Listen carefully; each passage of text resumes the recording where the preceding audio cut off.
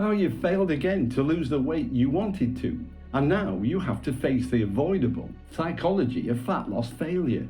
But here's the thing, you haven't failed at all. You have simply gone through a very valuable psychological learning experience. So treat it as such.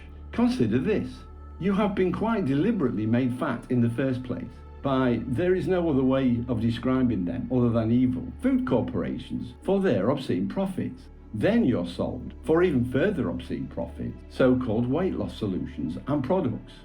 Stick with me for some truth bombs you probably haven't considered before. The first thing you must understand is that being overweight, being fat, is not your fault. And with this understanding, you need to let go of any guilt you may feel about your current body shape. One of, perhaps the biggest, problems faced by most people when they finally decide to take losing weight seriously is the false promise effect. Each new diet or lose weight fast or melt your fat promise, you see, trains your brain to think, this time I will do it, but then when, not if, it fails. The crash is brutal on self-esteem. Overly restricting food choices simply make you obsess about food even more, usually leading to binge cycles, followed quickly by the guilt. Why can't I control myself? If shaming yourself worked though, we would all be fit and slim by now, instead of being overweight people who hate themselves. The only ways to lose weight fast are all related to extreme food restriction, or unnaturally raising metabolic rate, or dehydration, or dangerous in the long term, extreme exercise to burn calories. Every man, woman and their dog in the weight loss industry promotes lose weight fast tricks, hacks, pills and potions. Because losing weight fast is what sells. But trying to lose weight fast because it's simply not sustainable inevitably leads to psychological factors that influence long-term weight loss failure. Low self-esteem, a victim mentality, and even worse, the desire to give up and simply accept your body as it is. The weight loss industry is your greatest enemy when it comes to weight loss. Think about this. Weight loss is the only science where failure equals profits.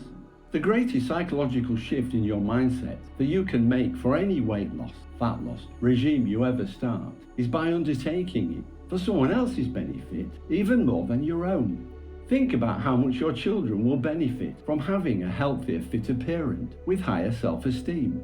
Or think about how you will become a burden in the future on someone, as you undoubtedly will do, due to all the long-term health issues associated with having too many enlarged fat cells in your body. Or even think about it from a more esoteric viewpoint. By achieving personal success, you will raise your personal energetic vibrations, which will go out into the quantum energetic field and help make the world a better place for everyone. After all the years of unsuccessful dieting and chasing the psychologically tempting easy quick fixes, this is now your invitation to step off the scales, so to speak, both literal and metaphorical. The research is clear. Lasting weight loss comes from self-trust, not self-punishment. Whether you've been dieting for 1 year or 30, today marks a new beginning. Unfortunately, I'm limited on a mainstream platform in how far down the rabbit hole I can go regarding the real truths of weight loss, which you need to know for a less traumatic and ultimately successful fat loss journey. However, let's discuss truth bomb number 1 that you need to know for any successful long-term fat loss, and that is, your body is not a physical thing, and treating it like it is will dramatically limit any results you might achieve by following the usual advice that all the weight loss gurus and influencers give you. I have plenty of videos here on YouTube discussing the fact that everything in the whole of existence is just the individual perception of different energetic frequencies, so I'll not go into it all again here. Truth bomb number 2 is that the word food is often used completely out of context by most of the so-called weight loss experts and gurus. When it comes to fueling your body, you, we, everyone, should be using the word nutrition. Consider this. Have you ever seen a healthy, nutritious, and above all natural food being promoted on TV or anywhere in the mainstream media? Of course not. There are no profits for anyone promoting organic salad or sweet potatoes or beans, and I'm not talking about tinned baked beans. There are no profits in any nutrition for the body, only in food. Food which is manufactured with only one criteria, and that's taste. If it tastes good, it sells, regardless of it having zero nutritional value. And truth bomb number 3 is weight. I call it what it is, fat, is not reduced by the body, it is reduced by the mind. Fat is simply gained in the first place by mindless habits. Habits mainly created by addictions. Your body never cries out for an ice cream, for example. That's your mind convincing your body that eating ice cream, because it tastes so good, is a great idea. Your body would never crave a donut for fuel. Only your mind would ever do that.